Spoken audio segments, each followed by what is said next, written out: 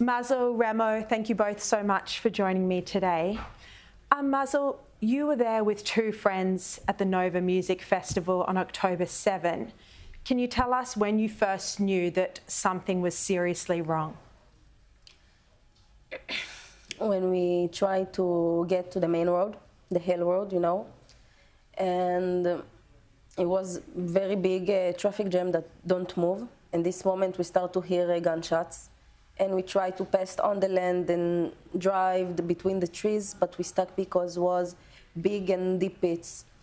And we saw policemen that shooting, and we get it that they don't shooting to the air. They shooting because they see something that I don't see. But in the time, you hear the gunshot come and be louder, the voice of the Arabic come and be coming closer. So we abandoned our car and we ran to the road, but the terrorists come from this side too. So they close on us. And so you were running initially, you thought it was a traffic jam, you then realised it was abandoned cars. And you were running, trying to escape with your two close friends. You were just at the music festival to celebrate and have a good time. Yeah. What happened next? So my friends and me tried to cover ourselves with plants, but they come and found us. I was with my face on the ground, put my hand like this, and the terrorists found us, and he said in English, get up, get up, get up, you. And I get the back of the weapon to my head, and this hand blow up.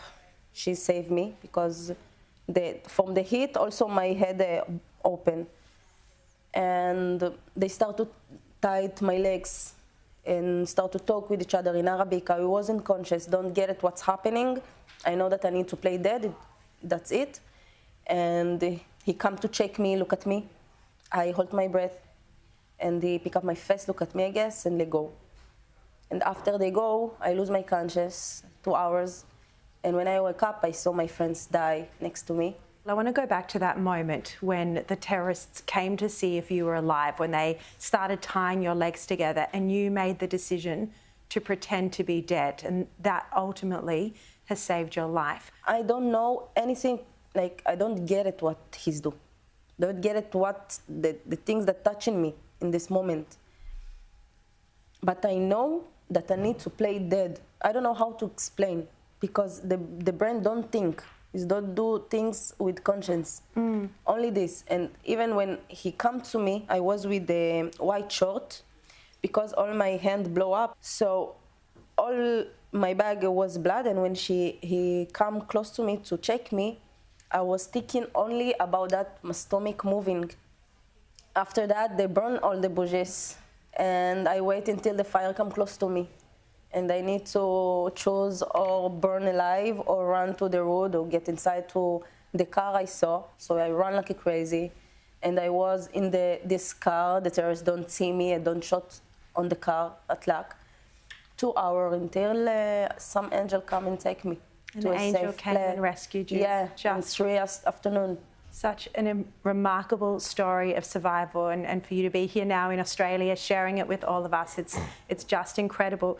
Now, Mazel, while you were hiding, you took 6 minutes of footage. Just 2 days ago, you realised that Remo over here, an Israeli police officer, was in that footage. Remo, tell us what you were doing on October 7. On October 7, I arrived to the Festival Nova. 6:22, 8 minutes before it all started. 6:30, thousands of rockets. It's the first time I'm doing a shift in Festival Nova. In the Israel police force, you can get extra money if you go to guard a football game, a festival game.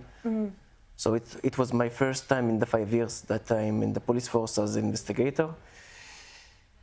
And from there, 15 hours of fighting and rescuing. Yeah, and rescuing. It was a hell of a day. How many terrorists did you come up against in those hours? In the Festival Nova, it was 36 cops only with pistols against 350 terrorists. They were heavily armed. in the Nova Party there were 4,000 teenage, innocent young people that only wanted to have fun, to party together. And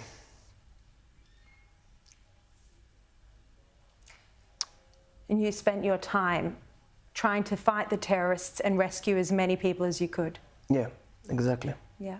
And what sort of brutality did you come up against? I mean, you've said this is nothing like anything else you've ever come across in your life. Can you share with Australians who are hearing international aid organisations trying to deny the violence against women, the brutality by Hamas? Can you tell us some of what made this so different, so unlike anything else you'd ever fought against?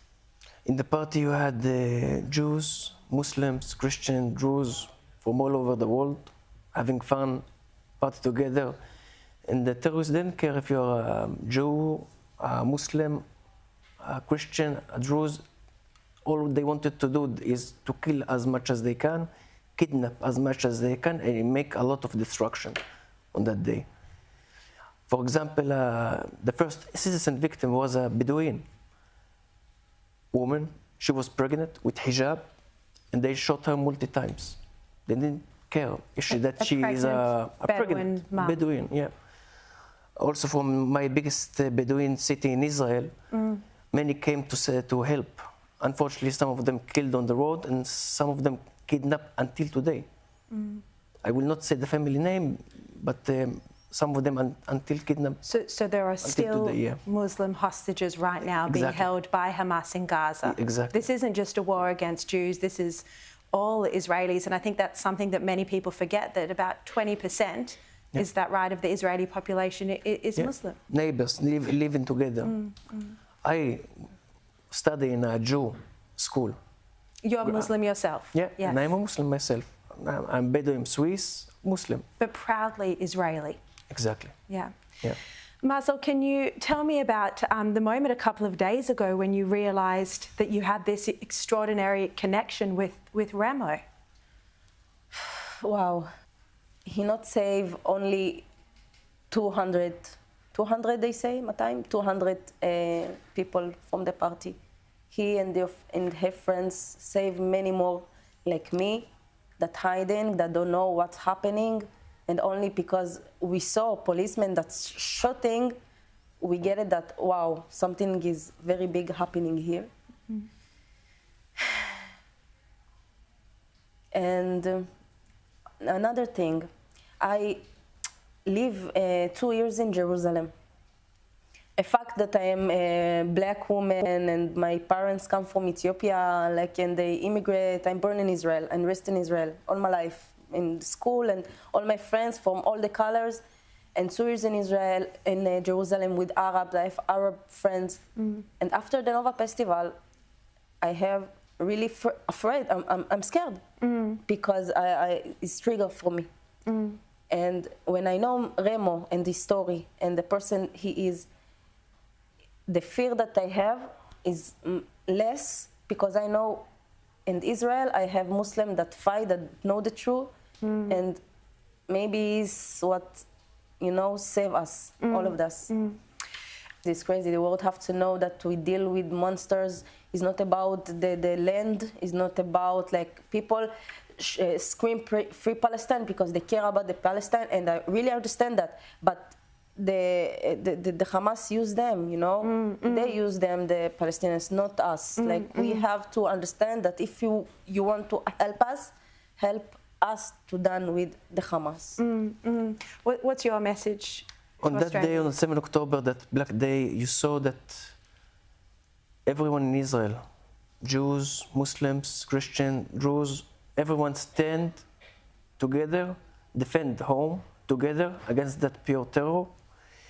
It was like everyone worked like one unit, one team, one group, one family. Against one family. Yeah, exactly. Yeah, and look, I have to say that's how I and all of my viewers feel as well, that we are one family with both of you. Thank you both for having the courage to be here and to share your stories publicly. So extraordinary.